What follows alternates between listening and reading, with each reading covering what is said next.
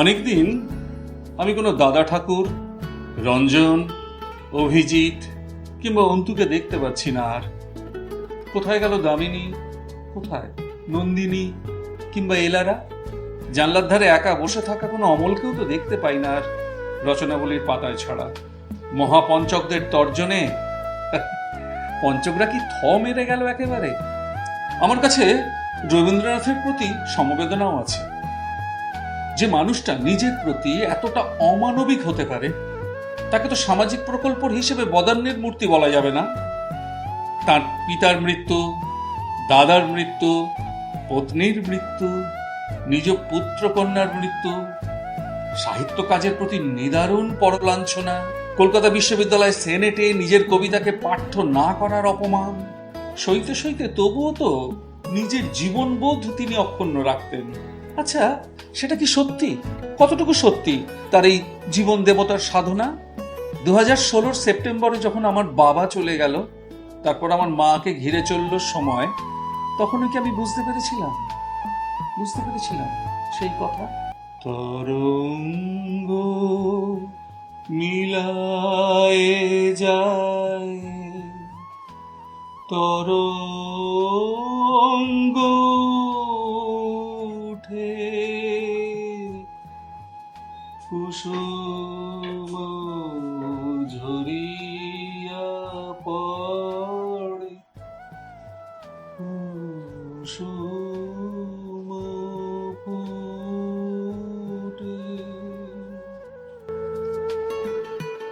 তুমি আর কত দূর রবীন্দ্রনাথ? আমাকে কবে আরো অমানবিক করবে তুমি?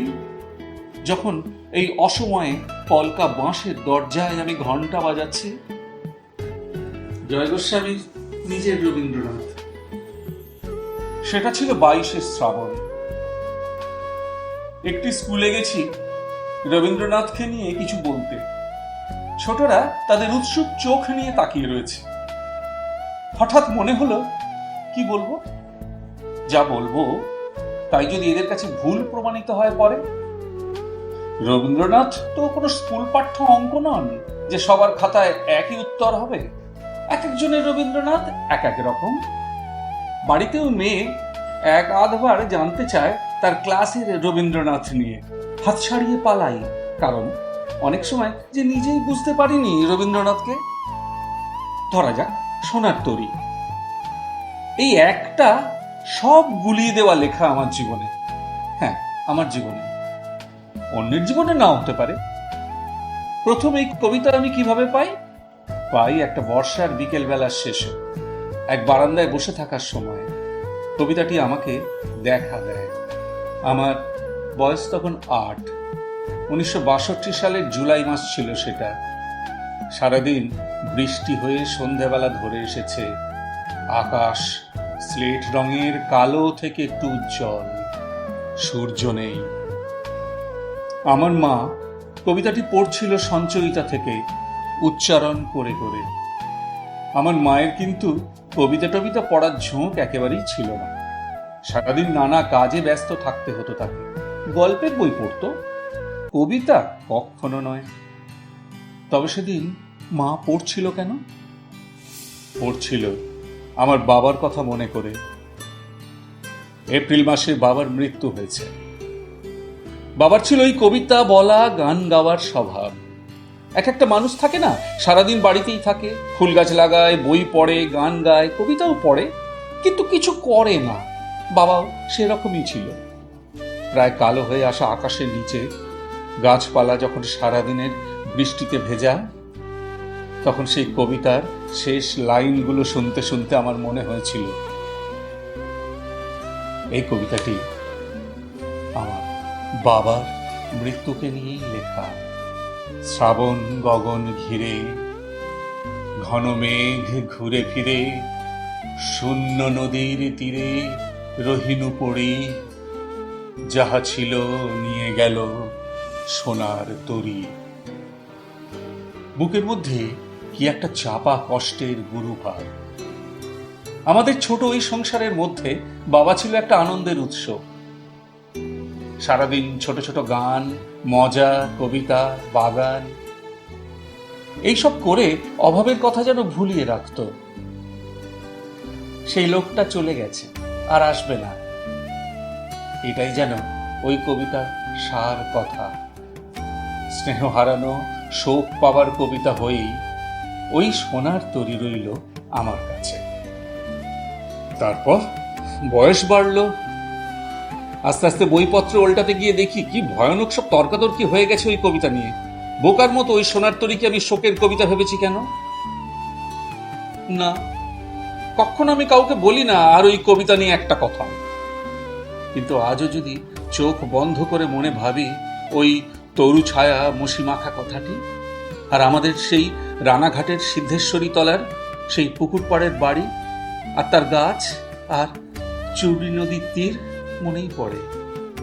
আরো আছে চূর্ণী নদী, বললাম না, তার ধারে একটা বট গাছের নিচে বাবার সঙ্গে দাঁড়িয়ে আছি। বাবার মুখে একটা গান, অমল ধবল পালে লেগেছে মন্দ মধুর হাওয়া, দেখি নাই কভু দেখি নাই এমন তরণী বাবা। তরণী কি? না, নৌকো। নৌকো তো অনেক যায় আমাদের নদী দিয়ে, যেমন যায় কচুরিপানারা। অমলও জানি, অমলদা সব পেয়েছি আসলে ড্রিল করায়, ড্রাম বাজায়। কিন্তু ধবল কাকে বলে? গানের পর বাবার উত্তর, ধবল হলো সাদা। ওই যে পালির নৌকাটা দেখ, ওর তো পাল আছে, সাদা পাল। ওই রকমই দেখলাম বড় একটা নৌকো ধীরে ধীরে ভেসে চলেছে, একটা ছই রয়েছে। ওই রকম নৌকো কতই দাঁড়িয়ে থাকে চূর্ণীর তীরে। নৌকোর কানা পর্যন্ত জল। এই নৌকোটায় বড় একটা পাল লাগানো। মনের ভেতরে থেকে গেল সেই নৌকো আর তার পাল তুলে যাওয়া। কিন্তু পাল মোটেই অত কিছু সাদা ছিল না, কেমন ময়লা ময়লা, ত্রিপল রঙের চাদর একটা। তখন কত বড় আমি, বছর ৬-৭ বড়জন। ৩০ পেরিয়ে আলাপ হলো একটি মেয়ের সঙ্গে। সে আসে, কথা বলে, চলে যায়।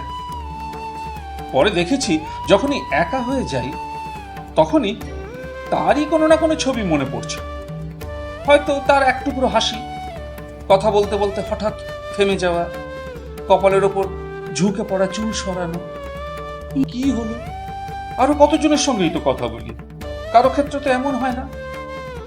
সবচেয়ে বেশি মনে পড়ে তার তাকিয়ে থাকা। ভোরে ঘুম ভেঙে মনে পড়ে, দুপুরে ঝাঁঝা রোদে হাঁটতে হাঁটতে মনে পড়ে। কেন পড়ে? আর কোনো চোখ কি দেখিনি আমি কখনো? বুঝলাম, আমি প্রেমে পড়েছি। একদিন এক উঁচু বাড়ির সিঁড়ি দিয়ে নেমে আসছি, সামনে নেমে চলা তার উড়ন্ত আঁচল। কোথাও কারো বাড়ি থেকে গান বাজছে, দেখি নাই কভু দেখি নাই এমন তরুণী বাবা। থমকে আছি, পা চলছে না। শৈশবের সেই পুরনো গান কি এক নতুন মানে নিয়ে আমার সামনে দাঁড়াতে এলো? এই তরুণী তবে সেই আশ্চর্য নৌকো বেয়ে যাওয়া। যখন এরপর থেকে ওই গান শুনেছি, মনে পড়েছে তার চেয়ে থাকা। কবরখানার মধ্যে দিয়ে হাঁটতে হাঁটতে বেরিয়ে আসছি দুজনে, পিছনে রক্তিম সূর্যাস্ত। একটা জলের বোতল ব্যাগ থেকে বার করে এগিয়ে দেওয়ার সময় তাকিয়ে আছে। আমাদের সেই দেখাশোনার উপর ছেদ পড়তে আর কয়েক মাসের বেশি সময় লাগলো না। কিন্তু ওই গানের মধ্যে থেকে গেল মেয়েটি। তারপর আরো ১৯ বছর কেটে গেছে।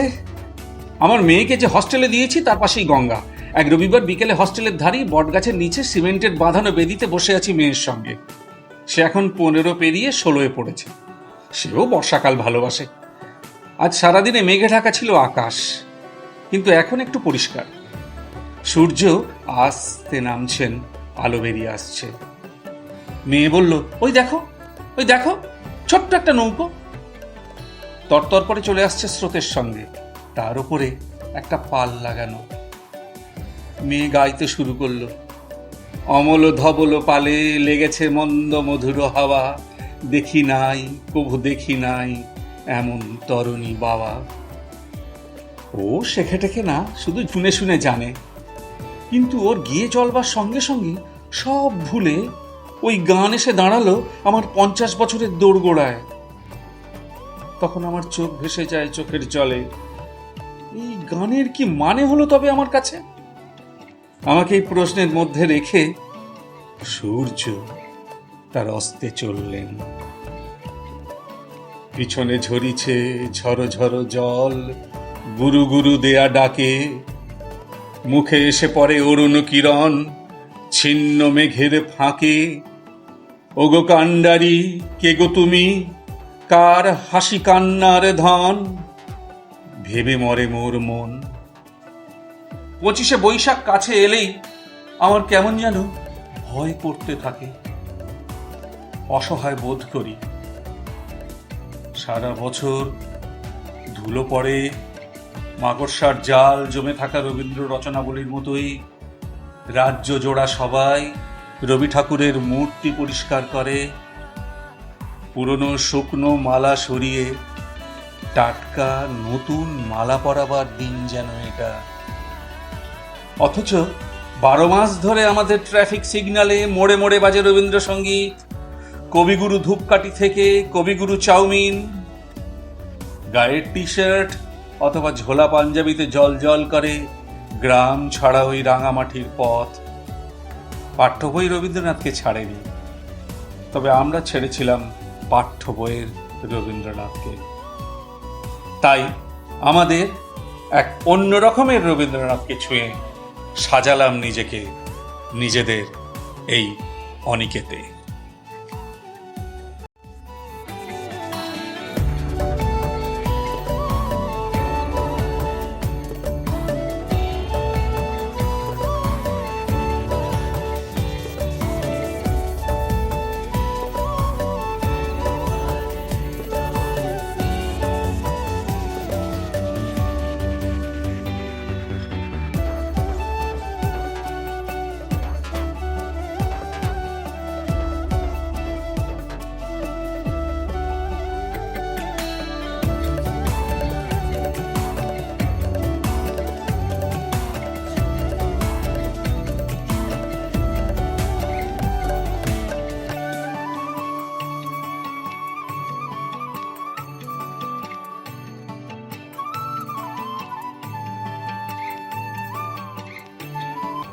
সাল 20শে ডিসেম্বর, কলকাতা। মৃণালিনী দেবীকে লেখা রবীন্দ্রনাথ ঠাকুরের একটি চিঠি। ভাই ছুটি, বড় হোক ছোট হোক, ভালো হোক মন্দ হোক, একটা করে চিঠি আমাকে রোজ লেখো না কেন? ডাকের সময় চিঠি না পেলে ভারী খালি থাকে। আজ আবার বিশেষ করে তোমার চিঠির অপেক্ষা করছিলাম। রথি আসবে কিনা তোমার আজকের সকালের চিঠিতে জানতে পারবো মনে করেছিলাম। যাই হোক, চিঠি না পেলে কিরকম লাগে তোমাকে দেখাবার ইচ্ছা আছে। কাল বিকালে আমরা বোলপুর চলে যাচ্ছি, অতএব এই চিঠির উত্তর তোমাকে আর লিখতে হবে না, একদিন ছুটি পাবে। রবিবার সকালে এসে আশা করি তোমার একখানা চিঠি পাওয়া যাবে। শনিবারে আমরা শান্তিনিকেতনে থাকবো, সেদিন আমিও চিঠি লিখতে সময় পাবো না। নায়েবের ভাইয়ের খবর কি? নিতুর লিভার আজ পরীক্ষা করে দেখা গেল সেটা সম্পূর্ণ কমে গেছে। এখন কেবল তার কাশি এবং জ্বরটা কমলেই তাকে মধুপুরে পাঠাবার বন্দোবস্ত করা যাবে। জ্বর খুব অল্প অল্প করে কমছে, অমাবস্যা গেলে হয়তো ছাড়তে পারে। তোমাদের বাগান এখন কিরকম? কিছু ফসল পাচ্ছ? কড়াইশুঁটি কতদিনে ধরবে? ইদারায় ফটিক রোজ ফটকিরি দিচ্ছে তো? জ্বর সাপ হচ্ছে? বামন বামনিতে কিভাবে চলছে? বিমলা সম্বন্ধে তোমার মত আমাকে শীঘ্র লিখো। 7ই পৌষের লেখাটা নানা বাধার মধ্যে লিখছি, এখনো শেষ হয়নি। এখন সেই লেখাটাই আগে হাত দিয়ে যাই। রবি।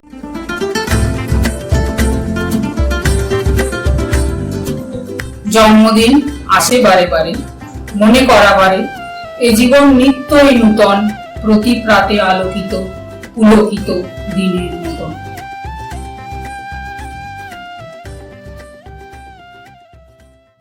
মোর চিত্ত মাঝে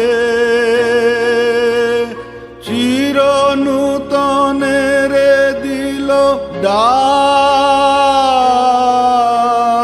25শে বৈশাখ হে নূতন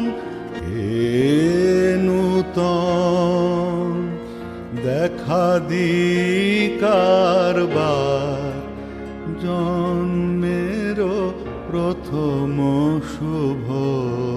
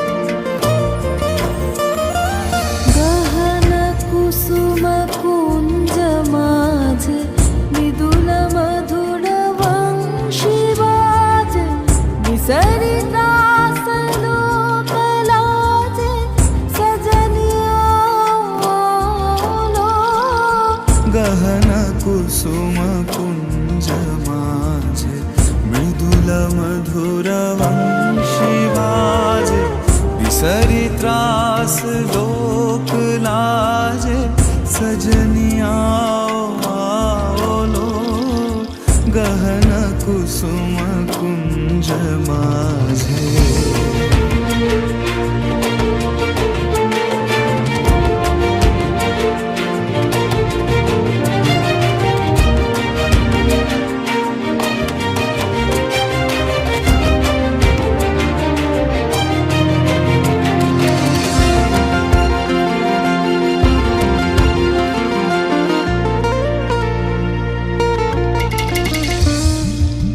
पिनह चारुनीलवास हृदय प्रणय कुसुम राश पिनः चारुनीलवास हृदय प्रणय कुसुमराश हरिण नेत्र विमल हास हरिण नेत्र विमल हास कुंज वन में आलो गहन कुसुम कुंज माझे विदुल मधुर वंशिवाज विसरितास लोक लाजे सजनिया आलो गहन कुसुम कुंज माझे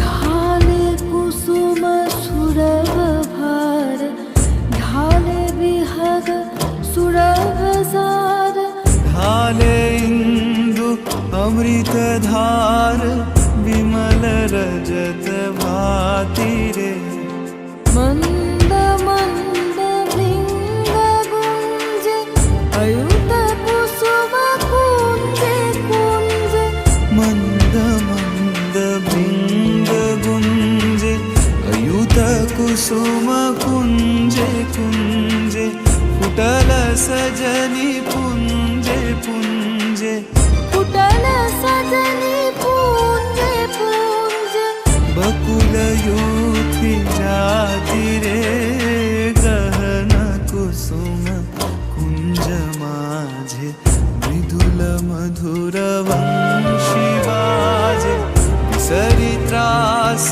लोक लाजे सजनिया आओ गहन कुसुम कुंज माझे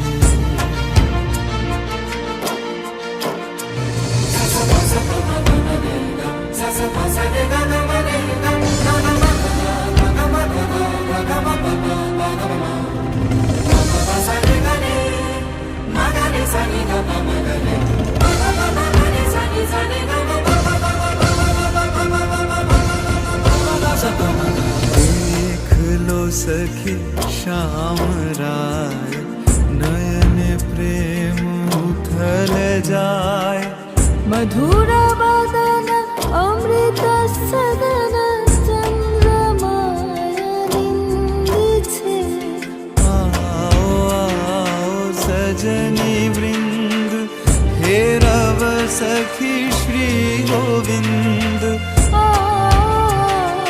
सजनी वृंद हे रव सखी श्री गोविंद श्याम को पदार विंद श्याम को पदार बिंद भानु सिंह बंदी छे गहन कुसुम कुंज माझे मृदुल मधुर वंशी बाजे विसरि त्रास लोक लाजे सजनिया आओ गहन कुसुम कुंज माझे मृदुल मधुर वंशी बाजे विसरि त्रास लोक लाजे सजनिया आओ गहन कुसुम कुंज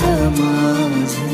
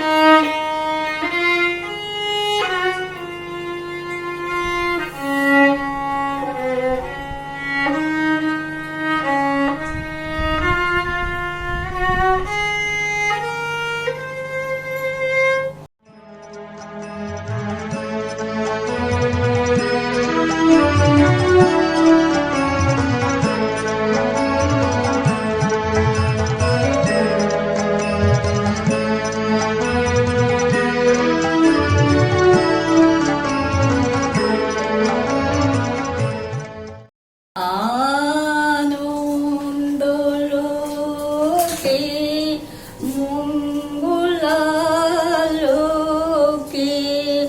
বিরাজ সত্য সুন্দর।